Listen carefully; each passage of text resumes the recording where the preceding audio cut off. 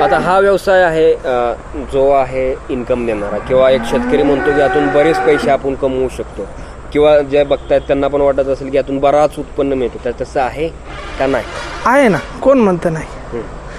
मी स्वतः ह्या दुधाच्या धंद्यावरतीच मोठा झालो. माझ्याकडे काहीच नव्हतं.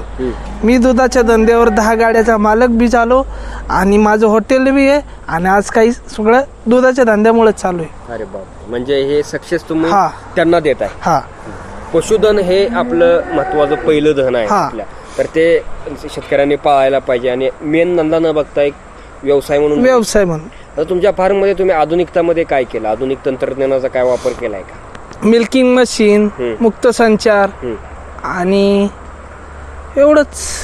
म्हणजे जास्त करून तुम्ही लक्ष नाही दिलं हा, त्या बाबतीत, पण तुम्हाला त्याची गरज पण काय वाचलेली नसेल. एवढं काय नाही. आता फक्त ब्रीडिंगवर लक्ष द्यायचं आपलं. म्हणजे जी 25 लिटरची गाई आहे का, तिला जर पंजाबवरून न आणता आपल्या महाराष्ट्रात चांगलं ब्रीडिंग करून आपल्या महाराष्ट्रात कालवड तयार करायचं. म्हणजे तयार करायचं आपल्या आपल्या वातावरणात, आपल्या आपल्या तयार झाली पाहिजे. हा.